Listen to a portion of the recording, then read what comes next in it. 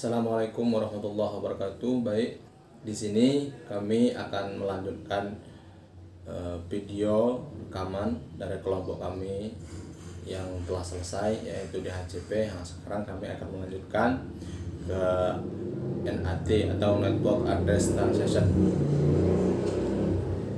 Oke, langsung saja. Di sini yang akan melanjutkan yaitu adalah saya sendiri, Sahrul Ramadan. Yang kedua itu Ibnu Mukhlisin, yang ketiga Yohan Francisca. Oke, saya akan bahas tentang NAT atau Network Address Translation atau NAT.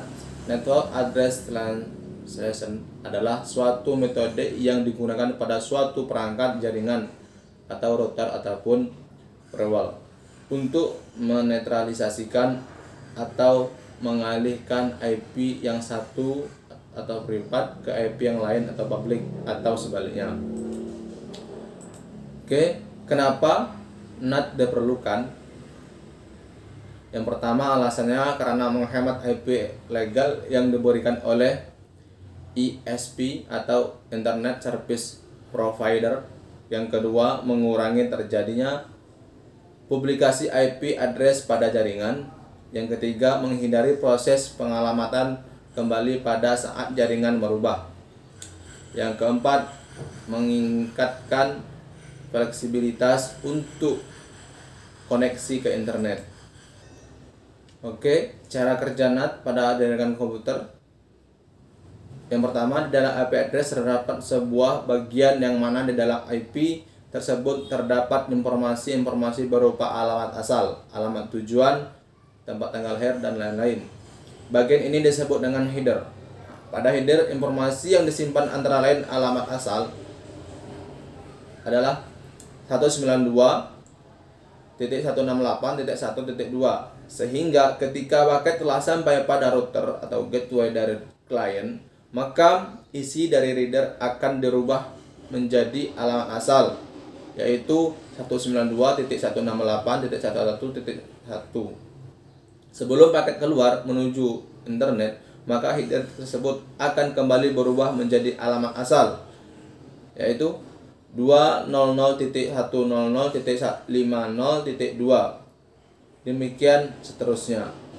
Oke, selanjutnya akan diteruskan oleh teman saya, yaitu Ibnu Mukhlisin. Terima kasih.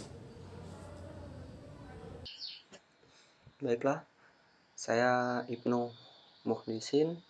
Saya akan melanjutkan bagaimana cara kerja NAT pada jaringan komputer.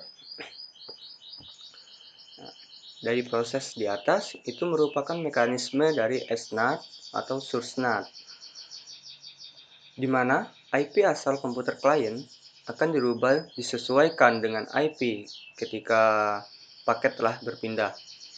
Ketika server Google melakukan respons atau balasan, maka akan terjadi DNAT atau Destination NAT, di mana IP tujuan akan berubah disesuaikan dengan tujuan paket komputer klien.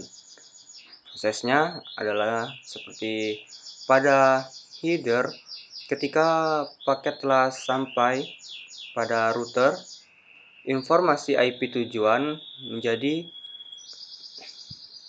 200.100.50.20. Ketika paket berada pada gateway IP tujuan, maka menjadi 192.168.1.1. Di sini, header akan kembali mengalami perubahan IP tujuan menjadi 192.168.1.2. Sehingga paket dapat dikirim dan bisa sampai ke komputer klien. Selanjutnya, saya akan menjelaskan keuntungan menggunakan NAT. Di sini yang pertama yaitu menghemat alamat IP legal yang ditetapkan oleh NIC atau Service Provider, mengurangi terjadinya duplikat alamat jaringan, meningkatkan fleksibilitas untuk koneksi di internet, menghindarkan proses pengalamatan kembali red tracing, pada saat jaringan berubah, meningkatkan keamanan sebuah jaringan, dan yang terakhir yaitu memberikan keluasan dan performa dibandingkan aplikasi alternatif setingkat proxy. Di sini NAT mempunyai keuntungan, tetapi NAT juga mempunyai kerugian atau kekurangan, yaitu yang pertama adalah translasi menimbulkan delay switching, menghilangkan kemampuan atau transferability and to NIP. Aplikasi tertentu tidak dapat berjalan jika menggunakan NAT, khususnya NAT menggunakan software. Sekian penjelasan dari saya, lebih dan kurang saya mohon maaf, dan selanjutnya akan dilanjutkan oleh Yowan Francisca. Terima kasih. Network Address Translation memiliki fungsi sebagai translasi alamat IP publik ke alamat IP privat atau sebaliknya, sehingga dengan adanya NAT ini, setiap komputer pada jaringan LAN dapat mengakses internet dengan mudah. Jenis-jenis NAT. Yang pertama, statis NAT. Satu alamat IP pribadi yang tidak terdaftar dipetakan dengan alamat IP publik yang terdaftar di hukum, yaitu pemetaan satu ke satu antara alamat lokal dan global. Ini umum digunakan untuk hosting web, tidak digunakan dalam organisasi karena banyak perangkat yang membutuhkan akses internet. Kedua, ada dynamic NAT. Alamat IP yang tidak terdaftar diterjemahkan menjadi alamat IP terdaftar dari kumpulan alamat IP publik.